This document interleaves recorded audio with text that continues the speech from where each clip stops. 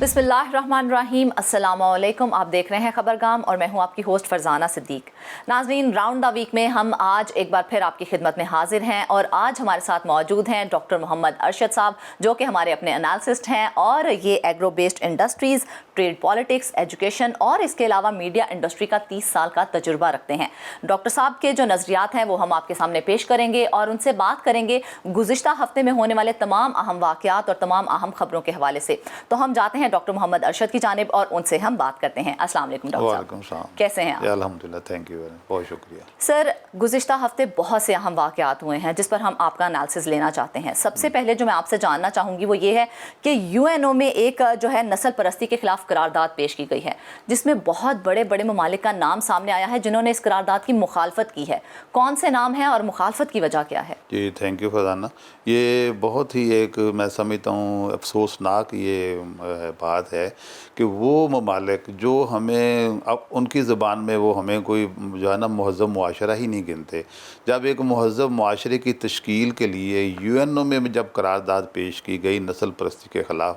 तो ये हैरान कुन बात है, मेरे लिए भी हैरान कुन बात थी जब मैंने ये पढ़ा है, और यकीनन सुनने वालों देखने वालों को भी हैरत होगी कि इसकी मुखालफत किस किस ने की। वो की यूएसए ने, America, UK, France, Germany, Netherlands, हत्ता के तो इन्होंने तो खुल के मुखालफत की उस नस्ल परस्ती के ख़िलाफ़ वाली करारदाद की। और उसके अलावा तकरीबन वेस्टर्न यूरोप के जितने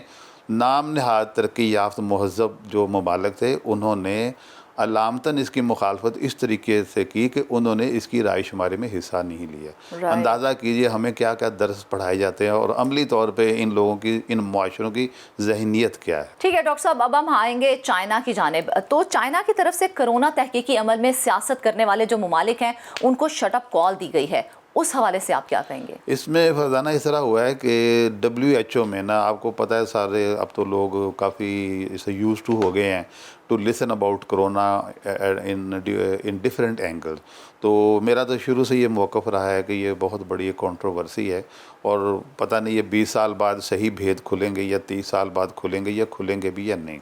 इसमें हुआ ये है इस ज़मन में कि तकरीबन 40 मुल्कों ने ना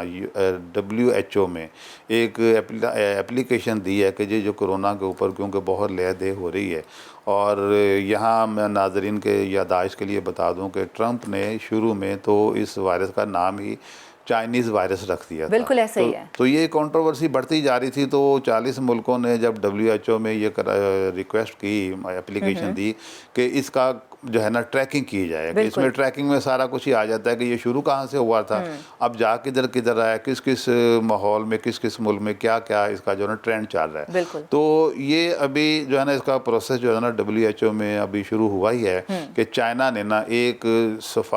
महज़ब सफारती ज़ुबान में अगर कहा जाए तो चाइना ने दुनिया को शटअप कॉल दे दी है। अपनी ताकत जो है ना वो लोहा मनवाना शुरू कर दिया हर सतह के ऊपर। चाइना ने वाशगाफ अल्फाज में ये कह दिया है कि ये कोविड-19 की ट्रैकिंग में WHO या कोई भी अदारा कहीं भी किसी भी सतह पर इसमें सियासतबाजी ना की जाए। और सियासतबाजी से ज़ाहिर है सिर्फ़ और सिर्फ यही मुराद है कि जैसे ट्रंप जो हैं वो चाइना को मुर्द इल्ज़ाम ठहराते थे, इस तरह का कोई भी सियासी शुबदाबाजी इसमें ना की जाए। ये चाइना की तरफ से बहुत शदीद रद्द-ए-अमल है और चाइना अब दुनिया को तंबीह कर रहा है कि अब मेरे ऊपर उंगलियां उठाना बिला वजह बंद कर दो। अब मैं वो पहले वाला चीन नहीं हूँ, अब मैं दुनिया की इस्टेब्लिश ताकत हूँ। ठीक है डॉक्टर साहब, इसी हवाले से मैं मज़ीद बात भी करना चाहूँगी, क्योंकि जैसे कि आपने कहा कि चाइना इस वक्त काफ़ी स्ट्रॉन्ग होने जा रहा है, तो चाइना की जानिब से एक और ऐलान किया गया है कि वो डिजिटल करेंसी जो है वो मुतारिफ करवाने जा रहा है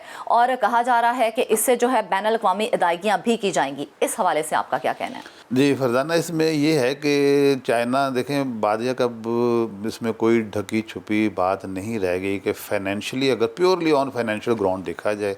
प्योरली ऑन इकोनॉमिकल ग्राउंड देखा जाए, तो इस वक्त दुनिया की सबसे बड़ी फाइनेंशियल पावर वो चाइना ही है। अगर आप किसी स्टेट की नेटवर्थ देखें ना, नेटवर्थ से मुराद ये है कि उसके असासे और उसकी लाइबिलिटीज़।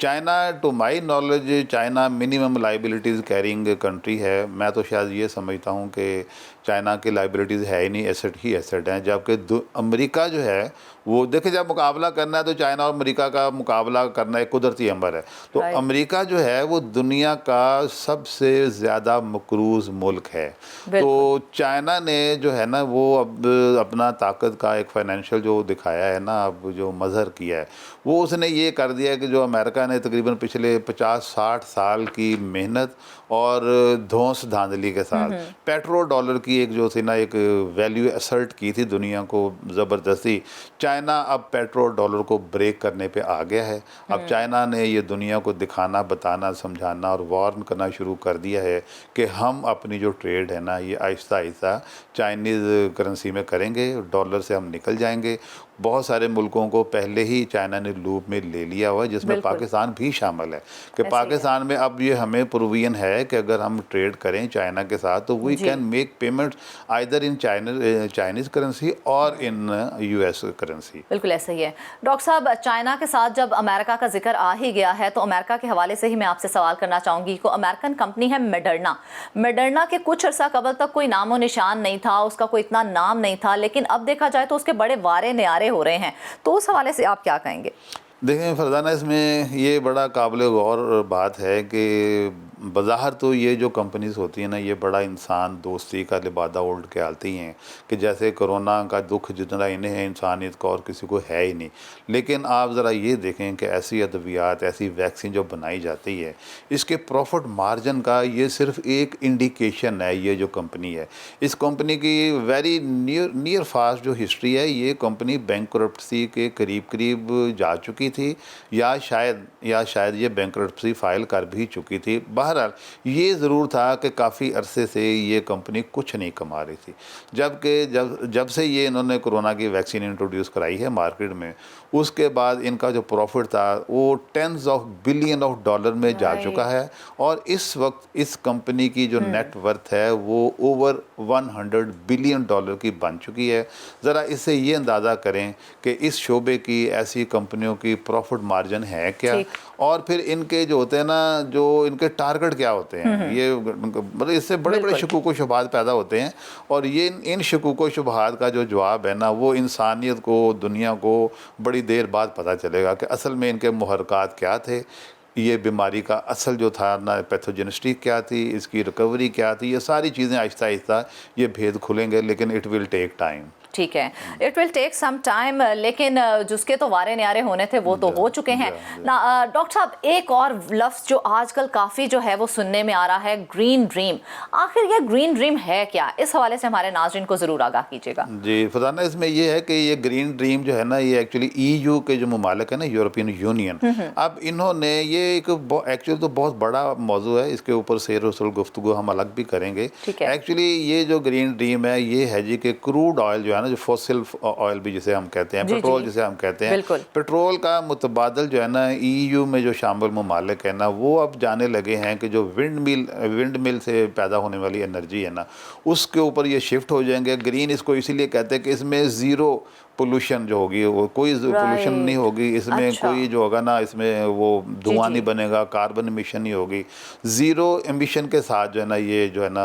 एनर्जी पैदा होगी। क्योंकि यूरोप वैसे भी जो है एक तो खुद भी बड़ा सरसब्ज़ और शादाब है, वहाँ कूल ब्रीज भी बहुत सारे मुल्कों में है और एयर कॉरिडोर्स भी वहाँ बहुत ज़्यादा हैं। तो वहाँ जो विंड मिल जो है ना हवा से जो एनर्जी पैदा होगी ना, वो बड़े बड़े जो पंखे लगते हैं, बड़े बड़े टावर पे लगते हैं, उससे ये एनर्जी पैदा करेंगे ना। तो वो इनका ग्रीन ड्रीम है कि हम ना फॉसल फ्यूल से निकल जाएंगे और फॉसल फ्यूल का जो इस्तेमाल बिल्कुल बंद कर देंगे। और इसमें भी एक हिडन जो है ना, इसे आप कॉन्स्पिरेसी कह लें या एक टारगेट कह लें, वो ये है कि पेट्रोल क्योंकि जो है ना अब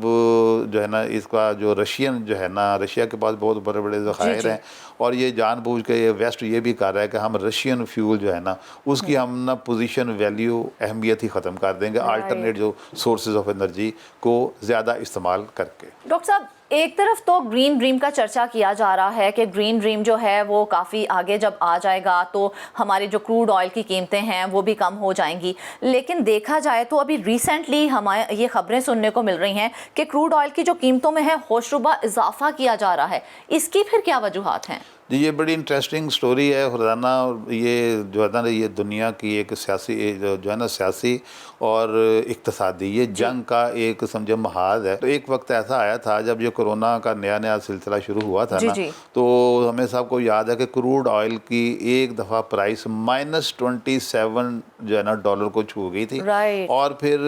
20 گھنٹے کے اندر یہ واپس جو تھا نا تقریباً $50 کا جمپ لے کے +30 میں چلی گئی تھی۔ تو ایکچولی یہ اس میں بڑی طاقتوں کی یہ بڑی جنگ ہے، اس میں اوپیک ممالک بھی شامل ہیں، نان اوپیک بھی شامل ہیں، اور اس میں اگین جو امریکہ ہے نا، امریکہ یا جو اکانومیز پیٹرو ڈالر کے ساتھ جڑی ہوئی ہیں ان کی تو کوشش یہ ہے نا کہ یہ جو ہے نا کروڈ آئل کی قیمت زیادہ ہوگی تو پیٹرو ڈالر کی جو اہمیت زیادہ بنے گی، لیکن جو اس کی قیمت ایک آدھ سے زیادہ ڈاؤن چلی جائے گی تو پیٹرو ڈالر کی جو سگنیفیکینس ہے نا وہ بھی ختم ہو جائے گی۔ تو ایک بات تو یہ ہے، دوسرا اگر فزیکل فیکٹر اگر ہم گنے گے نا، فزیکل فیکٹر وہ یہ ہوا ہے کہ دنیا میں لاک ڈاؤن جو ہے نا لمبا عرصہ جو ہے نا وہ لاگو رہنے کے بعد اب جب یکدم دنیا دوبارہ موبلائز ہوئی ہے نا، تو اس میں یہ بھی ہوا ہے کہ ایک چیز روکنے کے بعد جب انسان کو وہ سہولت دوبارہ ملتی ہے نا تو اس کا یوزیج زیادہ بھی ہو جاتا ہے، اب نارملی زیادہ موومنٹ بھی شروع ہو گئی ہوئی ہیں، ڈیمانڈ بھی زیادہ ہو جاتی ہے اور لوگ یوزیج بھی ویسے بھی زیادہ کرنے لگتے ہیں۔ لیکن اس میں یہ بھی ہوا نا چیزوں کی سپلائز کم ہوئی، سپلائی شارٹ ہوئی ہیں، اب وہ سپلائی کا گیپ بھی پورا ہو رہا ہے۔ ایون آپ دیکھیں نا جہازوں کے جو بحری جہازوں کے کرائے ہیں وہ بھی ہسٹوریکل ہائی چلے گئے ہوئے ہیں، تو وقتی طور پہ جو ہے نا یہ کروڈ آئل کی قیمتوں کا یہ بھی ایک وجہ ہے کہ لاک ڈاؤن ختم ہونے کے بعد دنیا کی گلوبل اکانومی موبلائزیشن دوبارہ سٹارٹ ہوئی ہے، تو وہ جو گیپ ہے نا اس کو فل کرنے کے لیے بھی جو کروڈ آئل کی کنزمپشن بڑھی ہے، تو اس لیے وقتی طور پہ اس کی قیمت بڑھی ہے۔ ٹھیک ہے ڈاکٹر صاحب، ایک اور آخری بات جو میں آپ سے پوچھنا چاہوں گی وہ ہے ڈاکٹر عافیہ صدیقی کے حوالے سے۔ کہا جا رہا ہے قوم کی بیٹی ہیں، ایک ہم بہت ہی جذباتی سا ان کے ساتھ ایک تعلق قائم ہو گیا ہوا ہے، تو عافیہ صدیقی کی رہائی کے حوالے سے کافی خبریں سامنے آ رہی ہیں، ہمارے وزیر اعظم نے بہت اچھا انیشیٹو اس کے حوالے سے لیا ہے، اس پر آپ کیا کہیں گے؟ یہ بہت ہی فرزانہ ایک انسانی مسئلہ ہے، انسانی المیہ ہے، بلکہ انسانی صدمہ ہے ہم سب کے لیے، ہماری تو قوم کی بیٹی ہے وہ۔ دیکھیں اس میں بڑا جو نا کنٹروورسی فرام امریکن سائڈ یہ ہوئی تھی کہ پہلے جب عافیہ صدیقی کو گرفتار کیا گیا تو اس کے اوپر میں یہ الزام لگایا تھا کہ اس کے پاس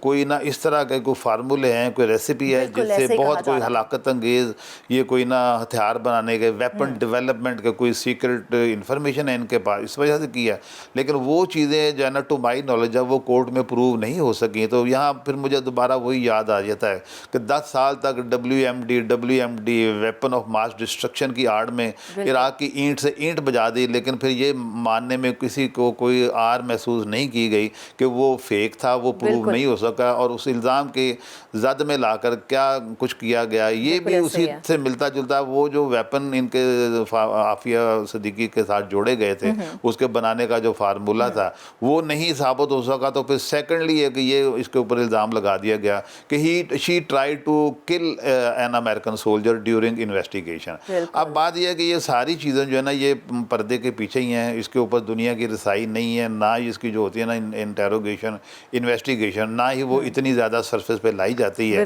تو اس میں بہرحال یہ تو ایک المیہ اپنی جگہ پر ہے، بہرحال یہ ضرور ایک حقیقت ہے کہ عافیہ صدیقی کی رہائی کے لیے سب سے زیادہ اور